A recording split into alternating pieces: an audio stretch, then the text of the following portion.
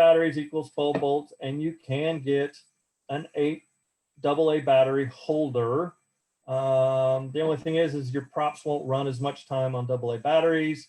I think there are some other like RC car batteries and stuff that are at 12 volts, but I'm not as familiar with 12 volts to be quite honest. But there is a way you can do 12 volts, and I'll share more about voltage on the next slide. Another way to do 12 volts is a car battery or a boat battery. A little caveat there, running vehicles electric system is more like 14 or 15 volts. So a car battery or boat battery in the vehicle should be used with some kind of voltage stabilizer. I'll talk more about that in the next slide. If you're gonna use a 12 volt vehicle battery by itself, so not actually attached, not part of a running mechanical electrical system, then I highly suggest that you get a deep cycle marine battery. They're actually designed for holding a charge and releasing a charge much better than a regular car battery is. Let's say you want 110 volt and it is you know, it's a parade floater. It's something you want to put lights on your car, like Sammy's lights on wheels. One of the ways you can do that is just go buy a simple inverter, plug it in your cigarette lighter, and it'll convert the car's voltage into 110 volt for you. And most of them have little USB ports as well for powering things like a Raspberry Pi or whatever. That's one way to get 110 volts. If you're really adamant about having 110 volts because you want to run off of mains, and I apologize to those folks who don't, where 110 volt is not mains. I realize there may be some people from other countries. This presentation was designed from a US-centric basis, and I apologize. But anyway, what you can do, worst case scenario, is get a generator, put it on a furniture dolly, tie a rope to the furniture dolly, plug in your normal, you know, your normal CG 1500 box that has your controller and your power supplies with all your dongles off of it, and drag that puppy behind you, or put it in the back of a pickup truck and run things that way. You can do that. So power, again, multiple options, no limitations, just your mind, really. So I've talked about 5 volt and 12 volt, but I didn't really say, you know, anything one way or the other, except for the fact that I tend to mainly work with 5 volts. To be quite honest, when it comes to mobile props, I don't care which you use for pixels or power. I don't. This is not one of those places where we're going to have the 5 volt versus 12 volt. And here's why. Because of buck and boost. This is my friend Buck. This is my friend Boost. Buck is a buck converter. It steps down DC power, bringing your 12 volts to 5 volts, or whatever voltage to whatever voltage. And a boost converter steps up DC power, bringing your 5 volts or whatever it is to 12 volts. Take any power supply, take any pixels. If I have a buck converter, I have boost converters, I can make them work for a mobile prop. The only limitation is that each converter can only handle about 3 amps, but you can buy a 10-pack of them for $10 to $20, depending on if it's the buck or the boost, on Amazon. I tend to run all of my mobile stuff across 5 volt, but that's just because pretty much everything I have is 5 volt. But if you run 5 volt, you don't have to worry about buck or boost, and everything's running on the same voltage. But if you want to run different voltages, great, go for it. Use buck and boost. And oh, by the way, you can use buck and boost in your home displays. Even though I'm majority 5 volt, my floodlights are actually 24 volt. And I do have some 12 volt props. And I just happen to use the buck converters to drop the 24 volts down to 12 volts for my 12 volt items. I also have house lights. The numbers on my house are actually a prop. They're lit up, and those are used with the 12 volt modules. I use a boost converter from my 5 volt power supply to bring it up to 12 volts for my lighted house numbers. So something with mobile props or help you with your static display in your home. So usually the next question that comes up is how many amps, watts, etc. I'm just going to I wrote this out and I'm just going to kind of read it. This is part of the hobby. To be honest, I'm just not that into. I'm not an electrical engineer. I never do the math to see how much power is needed or any of that. Yes, I estimate for my static home display, but even then, I just use round estimates. I know that my 5-volt power supply, when I'm running at somewhere around 30 to 40% brightness, I know I can run about 1500 pixels off it. And that's giving me plenty of headroom. That round number is the same thing that I do with mobile props. What I do is I just build stuff and I try it out. I know some people want to have all the answers before they try something, but this is low voltage stuff. I was a child when I was a child. I stuck my tongue on a 9-volt battery more than once. Except for the fact where you're messing with mains, which the first thing we usually do with power mains is convert it to low voltage. I'm sorry, maybe I'm have the wrong aspect, but I just don't worry about it. Have I ruined something along the way? Yeah. And let me define ruin. So something didn't light up the way I wanted it and I had to add more power, or maybe it had too much power and yeah, maybe I accidentally did 12 volt to something that was supposed to be 5 volt. I always buy extras of everything in this hobby anyway. One of the early rules of thumb that I was taught was buy 10% extra of anything you buy. By doing that, it helps with the oops, the uh-ohs. If you actually need that side of things with the watts and the amps and all of that, I'd suggest checking with Bill Porter, who is very active in the hobby and is an electrical engineer and can absolutely give you those kind of numbers and help you with that kind of stuff, or find somebody else who's truly qualified in electrical engineering. As I stated earlier, I'm a hobbyist and just include my potential errors as an expense of the hobby. If I want a prop to run on a battery power for 8 hours, then I set it near me, or I check on it occasionally, go out every hour or two and look at it. If it fails early, I get a bigger battery. If it runs 30 to 50% longer than I need, then I figure I'm good. And let's be honest, I also carry backup batteries with me when it's critical to keep the blinky fascia going. If I'm doing a parade float, A, I'm going to do a lot of testing before I actually do the parade float. But B, I'm going to have backup batteries with me for worst case scenarios. So I apologize, but I'm not going to get into the amps and the volts and the Ohm's law and all of that. Just not something that does it for me in the hobby. Nothing against anybody else that does. All right, so let's get into light control. What kind of controller do you need? Well, here's another picture of me pulling a bunch of stuff together. I'll start here that my preferred one is the Raspberry Pi Zero, which is all the red rectangles you see in the picture. It's cheap, it's small, they're $5 at Micro Center if you buy them one at a time, but you can go in multiple times during the day. You can take your friends with you. I don't live near a Micro Center either. I get to Kansas City maybe a couple times a year. And what I do is me and some of my friends, we go in multiple times a day for the 3 days I'm in that weekend. And I'll pick up, 20 at a pop on a weekend that I'm in Kansas City. Yes, if you buy more than one, they cost more than $5, but you can buy them individually. There's ways around it. It gives you 2 ports, each capable of 600 plus pixels at 40 frames per second or 25 milliseconds.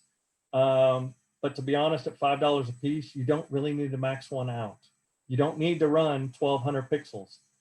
The hat that I showed you earlier that has the panels and the extra pixels, that hat does have 1100 pixels on it running off of one Raspberry Pi Zero W and one battery pack. The other reason I like the Raspberry Pi Zero W is it just works out of the box with X-Lights and Falcon Player. There's just not any additional setup. And there's some other options, and I'm going to kind of zoom in like I did earlier and kind of make it a little bit easier. So we talked about the Raspberry Pi Zero Ws. That's what all of these are. This is inside of a packet. This is outside of a packet.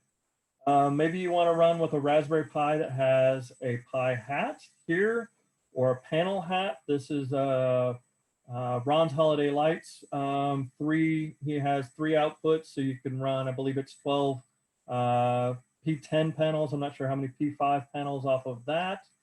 If you want just to run directly off the GPIOs, you can take, here's a Raspberry Pi I believe that's a 3A. I'm not sure. This is a 4. Here's a BeagleBone Black with an octo scroller. Yes, you can run this off of a battery, and you can run the panels off of a battery. Looking at number 2, this is my newest favorite controller. I'm going to give Dan Culp a little bit of a plug here. I'll back up for just a second so you guys can kind of see. If you look at the size of these different things, this number 2 in comparison to some of these other controllers, it's barely bigger than a Raspberry Pi. That is Dan's F8 PB. That's 8 port outputs, just like you'd find on a Falcon, along with 3 DMX, along with a display, along with push buttons, in this little bitty form factor, running a BeagleBone, what's called a pocket Beagle. So it has a whole lot of processing power. I love the size and simplicity of this. The other reason I love it is this is, again, truly native. You only have to set up your Falcon player, and you only have to set up X-Lights. There's nothing additional. Nothing against Falcon, but Falcon, you've got to set up the controller, then set up the Falcon player, then set up X-Lights. And I know some of that's changed, and I'll touch on that in a few minutes. That's number 2. Number 3 down here is the ES Pixel Stick. There's now an Art Stick. You can use these if you want. The only caveat to this is you still need some kind of controller, because while this will actually control the pixels, it doesn't have the horsepower itself to keep the sequences. It doesn't have anything to retain the sequences and run, so it's not self-contained with an ES Pixel Stick. And of course, number 4, what a lot of people use is Falcon. Now these are olders. This is an original F16 V2, didn't even have the OLED back then. I still keep that around just for the fun of it. And this is what the F4s used to look like. I've been in the hobby too long, and I'm not into the F48s and all of that, so I apologize, that was not included in my picture. But any of these will work.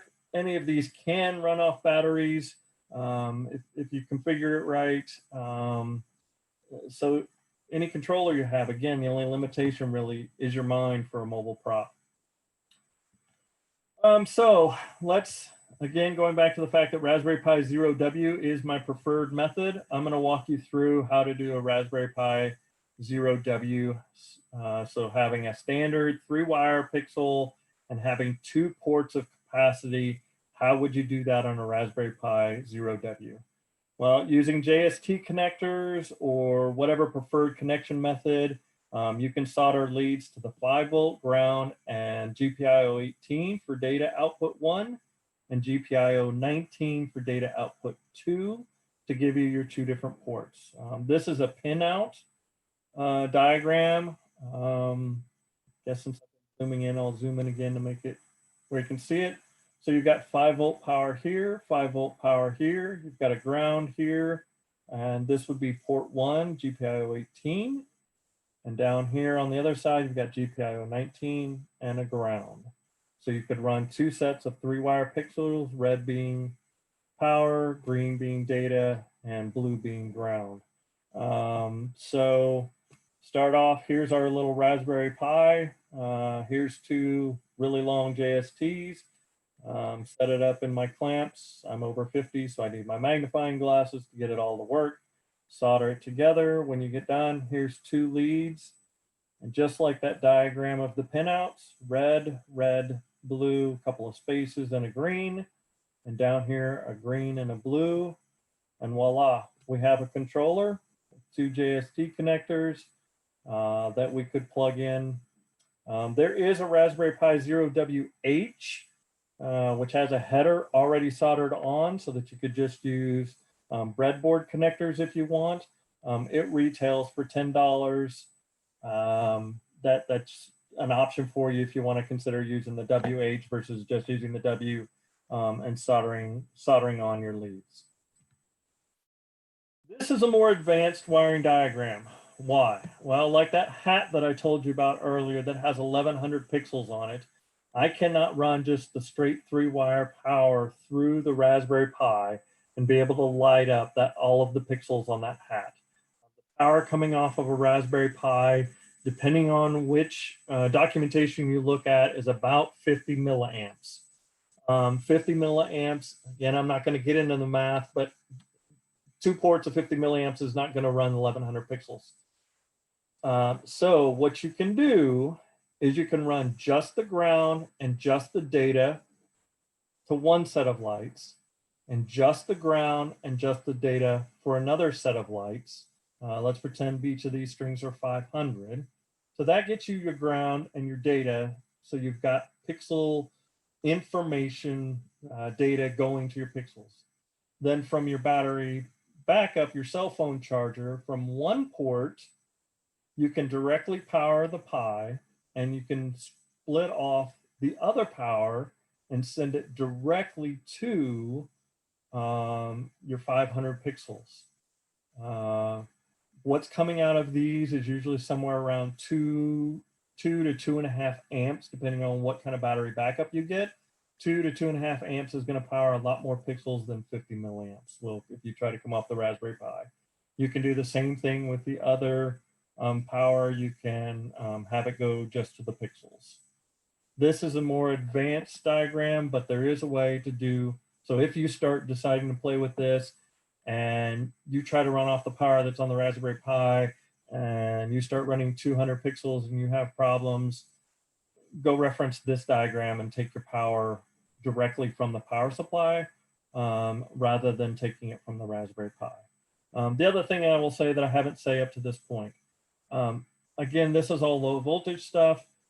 This is not, I believe the term is regulated power.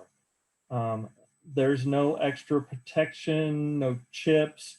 You may burn up a $5 Raspberry Pi 0W in this process. Okay, replace it. It's $5. I know some people are very particular about having regulated. That's why they get the Pi hat sitting on top of the Raspberry, and they do some extra steps. That's fine. There's nothing wrong with that. If that's what you want to do, do it. I run by the skin of my teeth, and it has worked for me for the years that I've been doing it. And just FYI, some people have heard me say in some other places, double two-wire diagram. This is actually what I run for my home. I do not run power through my controllers on my home display. My power comes all directly from my power supplies. The only thing my controllers do is give me data and ground. This is the same method that Gil Jones uses as well. It's just a different way of doing things if you want to consider it. So we've created our Raspberry Pi W with 2 leads.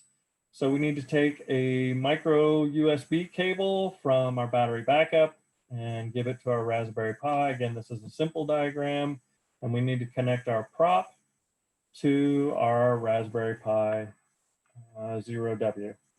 And there's not a whole lot to it. That's all there is to it. And then if I had another prop, I could plug it in right here. This is a standard cable, nothing special. All right, so we're hooked up. Well, most of you know how to access FPP or your props when you're at home, but what do you do when you're away from home? Well, what I do is I have a Hutu travel router. It's N300, and actually Hutu has now actually been bought out by RavPower, so it's RavPower. They're $23 on Amazon. And what I do with this little thing is it creates a network for you, and I have it set up to have the exact SSID and password as my home network.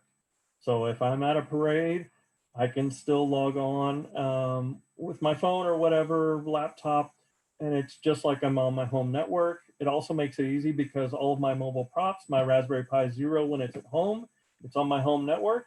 When it's away from my home, it still thinks and looks and acts like it's on my home network.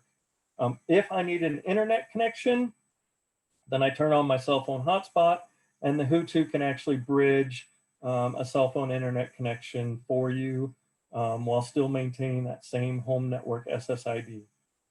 This is also another item that runs off of 5 volts. So again, I just run it off a cell phone battery again. I will actually zoom in for you. This is a standard box that I just kind of keep around This is my standard portable box. Whenever somebody says I want to go do a parade float or something, I have my 2 power supplies for my pixels that run uh, power directly to my pixels with regular pigtails. And then I've got another littler, smaller battery backup that runs the Hutu router and the Pi, because again, the Pi and the Hutu can run off of that one by themselves. And the Pi is just providing data and ground for my pixels. And this box I just keep around. The reason that I do use the Pi with the Pi hat in this particular case is because it is easy to disconnect and connect directly from the controller versus using the JST connectors. Thought I'd zoom in and give you a little bit of extra on that one. Okay, so you don't want to go out and get a Hutu. That's fine. I get that, or some other travel router. Falcon Player does broadcast a hotspot if it doesn't recognize a network. And usually the SSID is FPP with the password of Christmas.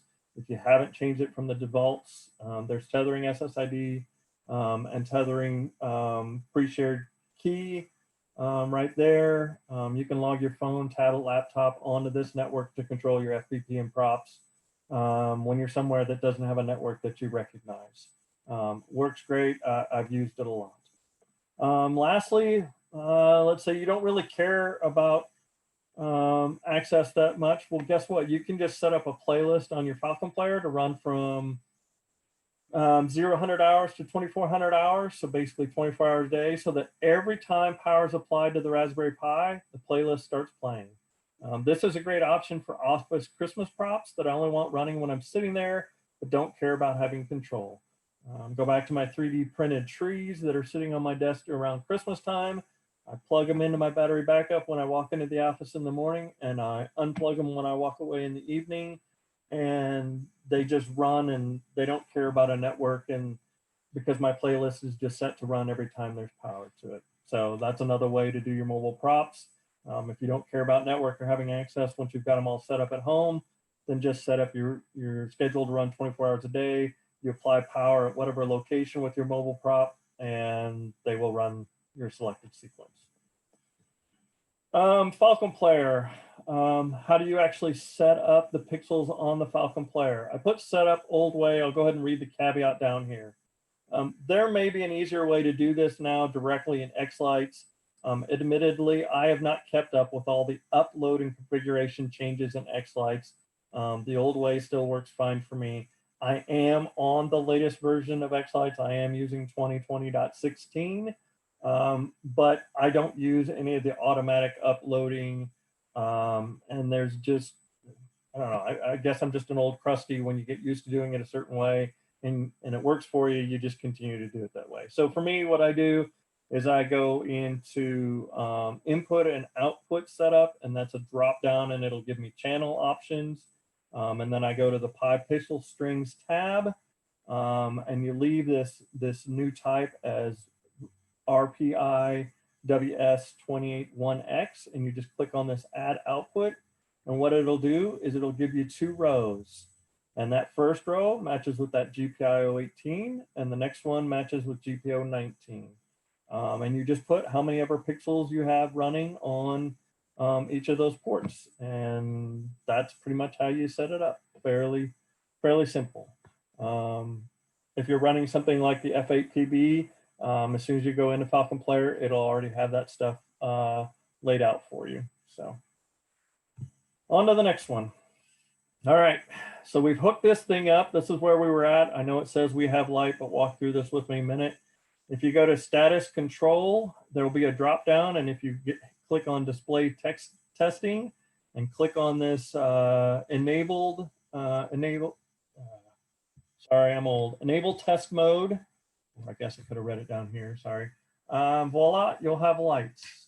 Without doing anything else, it will immediately light up any pixels that are associated with it if they have the power, the dot, and the ground that they're supposed to. And then you can see I picked it up off the floor. And of course, green lantern, I changed all the pixels to green. That's my corny green lantern from the opening. Note, it's up to you how you hide the battery pack, the wires, and the Raspberry Pi.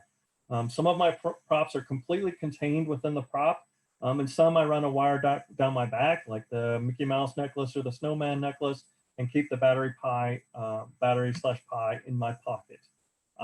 Again, the only limitation is your imagination on what you do with the wires. Obviously, these are really long wires. I wouldn't normally run something this long if I was going to hide it inside of this lantern. Um, but this lantern is a perfect example of something that when we're walking up and down the road, it makes us very visible. But at the same time, this particular lantern has 12 pixels in it. So there's things that I can do with it that make it synchronized to my house display. So that is a prop completely lit up for you. So some closing thoughts. What about multiple mobile props? Well, this is all well and good, but I want to create a special lighted sash for each of the Girl Scouts in my daughter's troop and have the sashes light up together when they are all selling Girl Scout cookies. I guess I could put at night. I assume during the daytime it may be hard to see your lighted sash. I don't know. I don't know how many pixels you're going to put on that lighted sash. There's a trend to a lot more light, so maybe some of the high density or whatever we're calling them props are visible in the daytime. No problem. Give each sash its own Raspberry Pi and battery pack. Set one Raspberry Pi to be the master and the other Raspberry Pi to be remotes. And it really doesn't matter which is which, and FPP will keep them synced up as the sequence play as long as they're all on the same network. I apologize that I didn't include that. Obviously, they have to have some way to talk to each other. They can't all be independent. In this presentation, I didn't hardly mention X lights. There's no magics, there's no special sauce, no special settings in X light for a mobile prop versus a prop tethered to your ground or your house. You build a model, a custom model, a model that you download from a vendor. You sequence some effects, you save the sequence, you load it to the controller just like you would for the rest of your display. There's only one large caveat to mobile props if you're using them with an existing stationary display. Remember that your mobile prop is always moving, so it won't be in one static location in your yard or on your house. Realize what that means if you have it in your whole house group and you're standing on the right side of your display at one point and the left side of your display at the same point in the psalm, but later in the evening. You may stand out unexpectedly. Let me summarize that a little bit. Use very generic colors and effects on a mobile prop that you're going to use with your house display. Something that don't put it in whole house or group or all or whatever we're calling it now, that where all of your props are. Just have it do colors that kind of match the other colors that are going on, and you'll be just fine. But obviously it's an item that moves, and so you can't sequence it specifically for where you're going to be standing, because the whole point of a mobile prop is that you're moving. If you're going to be standing in the same place all night, then just put it on the ground or put it on the house and just make it a static prop. Don't bother with all of this making it mobile. For some of you, you may be new and just starting out. You've heard me say Falcon Player a few times, and you may not know what Falcon Player is. That's okay. There's a forum out there, falconchristmas.com. There's a Facebook group, facebook.com/group/Falcon Player, where you can find more information. And there's a lot of folks in the hobby that are familiar that can help you get started. I would tell you from the first time that I actually had to have Chris Pinkham set up Falcon Player for me in 2015 on a Pi because I couldn't figure it out.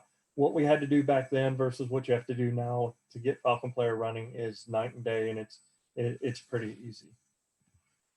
For wearables, for wearables specifically with mobile props, consider movement. And this time I don't mean movement within your display. I mean movement of you as a human.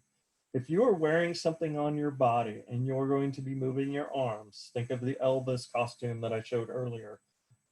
Wires like to break if they're bent a lot. Strip is notorious for failing if flexed too much. Think about your wearables kind of like a car. If there's going to be too much movement of the wires or the lights in the prop, you'll probably need to do regular maintenance and repairs to keep them working well.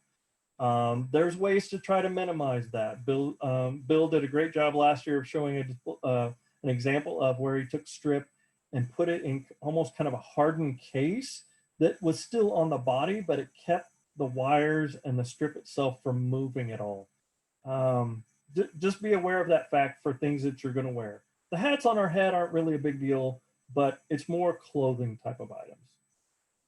What about X schedule and jukebox? Can you have a mobile prop but still use X schedule, a full-blown PC? If you have access to 110 volt power, again, this was designed for the US, remember the generator on a furniture dolly, then yes, you can figure out how to do the whole thing without FPP and just use X schedule and jukebox. There is no limitation. If you want to do it, it can be done. There's more advanced options that I haven't covered on this. You can add push buttons to your Pi and start a sequence with the push of a button. You can have those buttons on your prop or in your pocket. One of the things I want to add to one of the hats that I'm currently working on is have some push buttons on the back brim of the hat that I can just reach my hand up and push a button and it'll start a different sequence on my hat. So there's more advanced things that haven't been covered in this display. There's also, kind of alluded to it at the beginning of it, there's people doing a lot of other things versus just what I've covered. I think this topic was kind of brought up because it's a general topic that everybody using just basic X lights and Falcon Player can do. But if you want to see more advanced stuff, there's other people doing, I know John Storms usually is working on something on the side. Jerry Jewell, if you're familiar with him, he's another one that I see doing all kinds of stuff. He's had motorized Christmas trees and all kinds of stuff. There's, again, multiple ways to do it and multiple people doing it. I'm just honored to have the option to share the way I do it. With that, that is my presentation. Okay, so if there are any questions for Mark, feel free to unmute yourself and ask away. I do see the question in the Zoom group chat that says, what milliamp minimum? I apologize, I go back to my slide about math. I don't know. I mean, I know off the top of my head, a Raspberry Pi Zero W is 150 milliamps. So take a power supply and take the rating and divide it by the 150 milliamps plus how many pixels you're going to be running, and you can roughly get how many hours. So I do kind of know what the rough math is, but I don't know the exact answer. Another question is there an advantage to using a Pi over an Arduino or an ESP8266 board? For me, the advantage is that I've grown up with X lights, and so I know how to sequence with X lights. I don't know how to sequence with Arduino or ESP8266 boards. I do think the ESP8266, if it's what I'm thinking, is the same as the ES Pixel stick. And again, I know with that one, while it can receive pixel data and light up the lights, it can't actually hold it. The Raspberry Pi, the nice thing about it is it's an all-in-one package. Everything that you need is right there in the Raspberry Pi, and you don't have to have anything extra. I don't know about the Arduino. I've never played with Arduino, so I would have to defer to somebody else. Do you have a link to all the different LED options that you showed? Fairy lights, circle, single LEDs. A majority of what I showed was from Ray Wu at AliExpress. The only thing that wasn't from Ray Wu was some of the items were from BTRF lighting on AliExpress. That's Bravo, Tango, Romeo, Foxtrot lighting. The fairy lights are from them. The squares that I make my snowman necklace with from them. But pretty much everything is from Ray Wu. I've been a customer of Ray since 2014, and usually if he doesn't have it on his site, he can make it. I think the apples and oranges comment is probably the Arduino response to the Arduino and Raspberry Pi. Can you show how you set up the GPIO and FPP again? Yeah, absolutely. I don't mind going back to any slide. And some people see this slide and they think, well, where did you get this information? In Falcon Player, if you're on a screen, it's very old fashioned. Hit F1 for help, and literally Falcon Player will bring up a help screen. And that's where I first learned about how to do a mobile prop and figured out the pins, was because Chris has documented in his help files how to hook up pixels directly to the pins of a GPIO. I think also this presentation is being recorded. And Ed, I don't know what the protocol is, but I'd be more willing to share the actual PowerPoint presentation as a PDF. Yes, not a problem. In the You're various welcome. groups that we advertise this X-Lite. So, can I ask a question? So if it's pin 18, why is the number 12? I guess they're not numbered in sequential order. well, okay, so it's GPIO 18, it's pin 12. These Okay. are the pin numbers. I was referencing the GPIO numbers. Okay. So it's 1, 2, 3, 4, 5, 6. These are the pins. It's pin 12 and pin 35. But it's GPIO. See this label, GPIO 18? Yes, Okay. those are not labeled in the same order as the pins.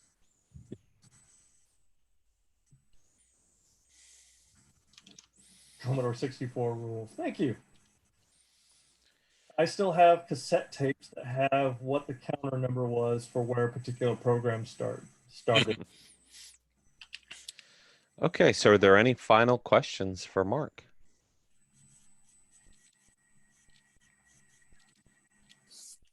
Hello. No. Yes. Hello, this is Frank Retzlaff. Hey, Frank. Can I ask a quick question of Yes, Mark? sir. Yeah, absolutely. Hey, I've met you, Mark, in Mesquite to Dallas Expo a few years ago. You probably won't remember me, but I sure remember you. I'm trying to build a graduation hat for a nephew. I've got a year to figure this out, but it looks like it could be a problem. You know, I'm trying to put the flexible panels on the top of a graduation hat, and they're not quite the same size. I bought a pair. They're a little bigger than what I need. Have you ever thought of, is there any way to cut those down?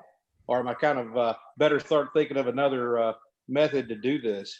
Yeah, I would not cut those down, because usually those are the way the PCBs are wired that are actually holding the pixels. If you try to cut a row off, then you're actually going to basically orphan. You'll have one row that'll work, and you'll orphan all the other rows. Yeah. In my knowledge, either that, or like somebody just put in the chat, you could put black tape over the pixels you don't want to use. And then in X-Lights, you may be able to do like an individual start channel, and actually tell it not to even light up those pixels. But yeah, you're definitely getting into something that's more advanced to try to figure out. You got another suggestion on what other lights maybe could I put on the top of it's just a flat, I think it's only like a 9-inch square, the top of a graduation hat. What else might work up there? Part of it depends on how much work you want to put into it, right? So, I mean, you could literally buy these and wire it up yourself, these number 11s. You know, they're not as pretty, but there's these here that have come out that lay absolutely flat. They're actually the same thing as what I use in the top of this hat. These lay really flat, and Raywu has these here. I don't remember exactly what they're called, but you've got silver and red wire that's sitting on top. Otherwise, what you could do, depending on how you want to do it, is you could buy these. These actually will inset into themselves. So I separated them out, but this square will go in this square will go in this one, and this little 2-1 will go inside of this one. And you could maybe put a group of these on the top of the hat, and those may fit, because you can use different sizes. You may be able to get the dimensions that you want for the graduation hat. That would be my other suggestion, would probably be something like this. All right, I appreciate it. I appreciate your presentation. Thank you. And they actually make multiple sizes of those flexible panels. They do. Yeah. How do you splice? USB cable to supply power. I literally just cut them open and strip it off to the bare wire, and then wire them back together. I literally,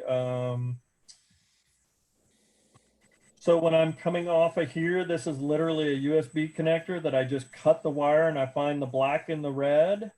And in this case, where the red is going to go to the Raspberry Pi, then I have one red wire that goes to my micro USB for my Raspberry Pi power, and another red wire that goes over here to my Pixels. I literally, I'm not afraid to cut wires, open things up, and make the wires that I need. Again, this is all very DIY. It's not, I apologize. It's not, you get this T connector or pigtail or whatever. So somebody said for the graduation hat, get a bigger hat. I like that. Or That's connect to the top of the hat and tell them to stand really, really still. The jokesters of the group. Okay, any final questions for Mark? I just want to say thanks, Mark. We do a parade float, and I just got tons of ideas and ways to rewire things. Great. Well, I'm glad you can use the information. I'm happy to share. Thanks. Great. Okay, thank you, Mark. I really appreciate it. We're going to now go into the announcement portion of the call. So I know we normally do the mini groups, and if there are groups that are having a mini in the next couple months, feel free to unmute yourself. But I do want to kind of tentatively announce that we are going to have a virtual mini over Zoom coming up June 6th and 7th, or the following weekend, June 13th and 14th. So it's in the very preliminary stages of planning. If you have done a presentation at a mini somewhere in the US and you haven't had the opportunity to present it because it was canceled this year, and you would love to present it, we would love to have you present it at the virtual one. But it's in the early stages, and there'll be some questionnaires and more information going out. So if you're interested in helping out, that would be great. The Zoom will be set up in such a way that anyone from around the world could present. So I know Australia already had their mini group Easter weekend, and maybe some of those folks would be willing to represent here on the virtual one, or anybody from Europe as well, or the US will be taking any and all. We're going to be reaching out to all of the vendors and probably doing virtual raffles and giving away stuff, and reaching out and try to set this up for a lot of folks that are disappointed this year because they couldn't have a mini or Trans World or Expo. So look forward to putting this together, and we've got a team kind of assembled right now working on it. So if anybody has any opinions or input or suggestions, feel free to message me. So okay, other announcements. Anybody else want to mention any minis occurring? Or Texas is still having theirs in August. so Texas, near Dallas, where is it at, Donna? It's in Plano. Plano. Yes, Plano, Texas, which is a suburb of Dallas. It's north of Dallas. It's the 22nd and 23rd of August. Everything looks like it's no problem.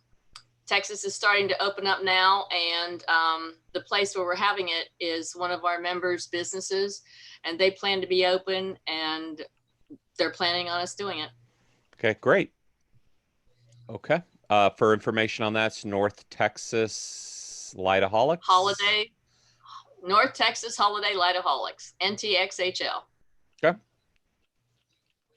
Anybody else want to make any announcements? Brian, I know I bugged you before. I don't know if you're paying attention now. Brian McVeigh, if you want to touch base on, don't y'all have a professional triers group or something like that? I don't know if you want to touch base on that. Well, today we released game show. I don't even remember who was on it, but no, we. I do. Doggone it! I know. I think he's on here too. Some old guy. No, Was no, it no, an old not guy? me. No, it was Vinny Which- and the other Oh, guy. that's right. Vinny and JR, the battle between them, great That's minds. But yeah, that just came out today. We have it posted. It's on your favorite podcast channel, and then also on YouTube if you want to just search Professional Triers on there. Subscribe, put a like on it if you like it. If you want to see suggestions, you want to see a certain person battle another certain person, I guess, for the Luminosity game show. And then JR and myself, we had the Marshals on this past Monday. That was really interesting talk. We had a lot of LOR talk. And Keith, I believe, is going to be coming out with Hot or Not next week, I think.